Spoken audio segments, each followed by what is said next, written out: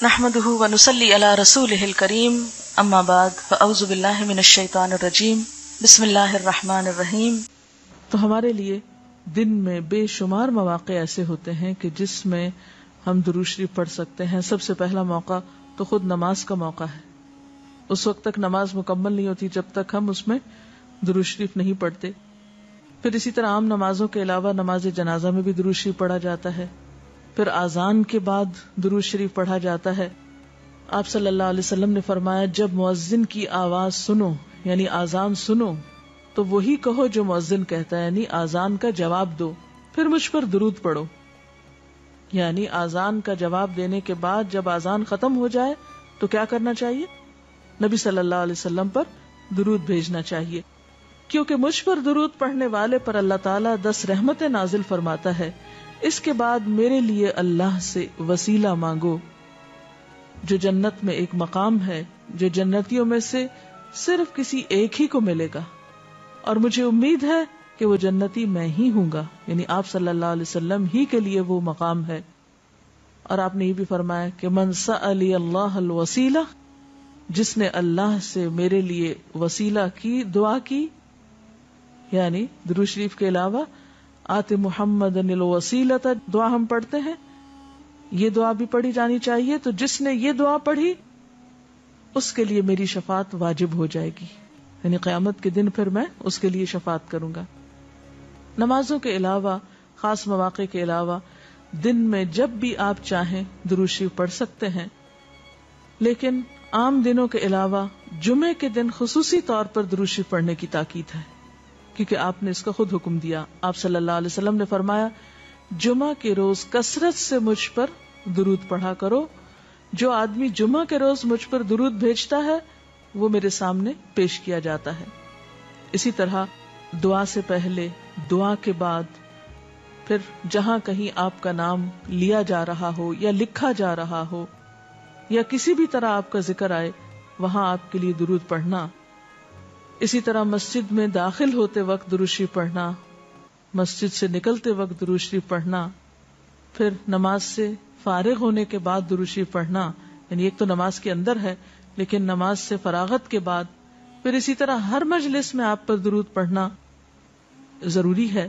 پھر اسی طرح صبح و شام کے اوقات میں، یعنی یہ تمام مواقع ایسے مواقع ہیں جس میں آپ درود شریف پڑھ سکتے ہیں۔ اور موقع کوئی ہو یا نہ ہو، دن یا رات کی گھڑیوں میں سے جس گھڑی میں آپ چاہیں، جب چاہیں، چلتے پھرتے کام کاج کرتے، آپ اللہ کے رسول صلی اللہ علیہ وسلم کو یاد کر سکتے ہیں، آپ کے لیے درود اور سلام پڑھ سکتے ہیں۔ اللہ تعالی ہمیں ان لوگوں میں شامل کرے جو کثرت سے آپ پر درود بھیجتے ہیں۔ درود شریف پڑھنے والوں کو نبی صلی اللہ علیہ وسلم کی شفاعت نصیب ہوگی۔ آپ نے فرمایا، جس نے 10 مرتبہ صبح و شام مجھ پر درود بھیجا اسے قیامت کے دن میری شفاعت حاصل ہوگی۔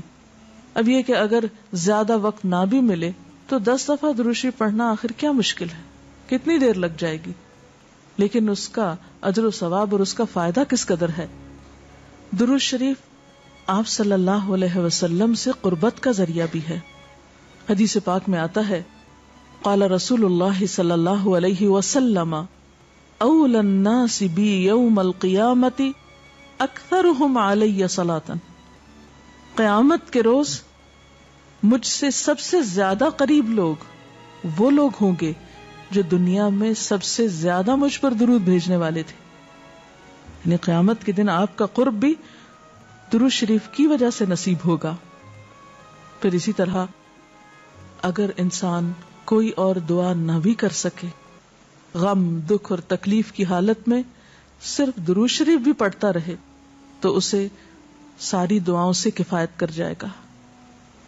ایک حدیث میں آتا ہے، حضرت ابی بن کعب رضی اللہ تعالی عنہ کہتے ہیں کہ میں نے آپ صلی اللہ علیہ وسلم سے عرض کیا، اے اللہ کے رسول صلی اللہ علیہ وسلم، میں آپ پر کثرت سے درود بھیجتا ہوں، یعنی بہت زیادہ آپ پر درود بھیجتا ہوں، اپنی دعا میں سے کتنا وقت میں درود کے لیے وقف کروں، یعنی جتنی میں دعائیں مانگتا ہوں ان میں سے کتنے وقت کے لیے درود پڑھا کروں، یعنی آپ پر دعائے رحمت بھیجوں یا آپ کے لیے دعائے رحمت کروں۔ درود کا مطلب یہی ہوتا ہے۔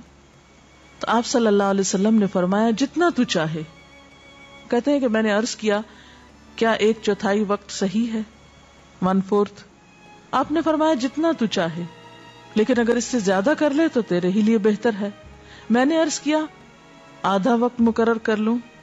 آپ نے فرمایا جتنا تو چاہے، لیکن اگر اس سے زیادہ کر دے تو یہ تیرے ہی لیے بہتر ہے.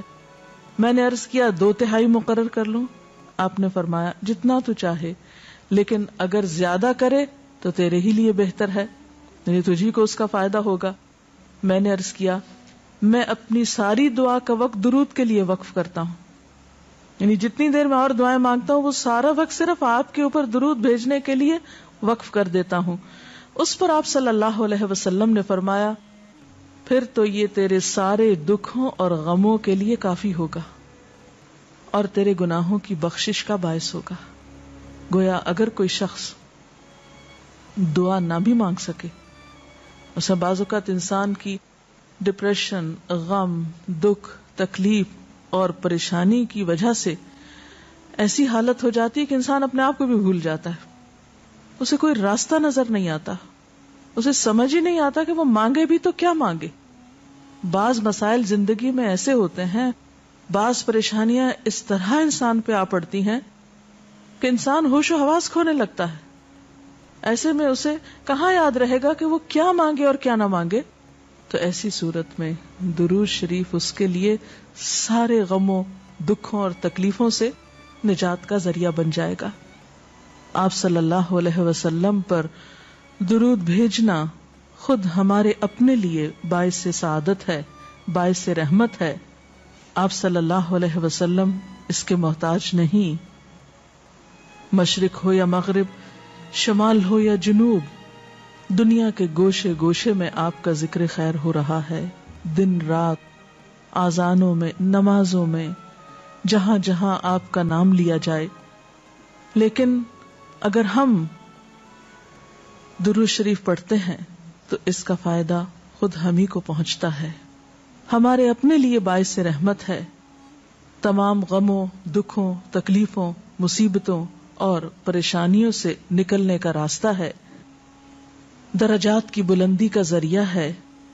رسول اللہ صلی اللہ علیہ وسلم نے فرمایا جس نے مجھ پر ایک بار درود بھیجا اللہ تعالیٰ اس پر 10 مرتبہ رحمت نازل فرمائے گا.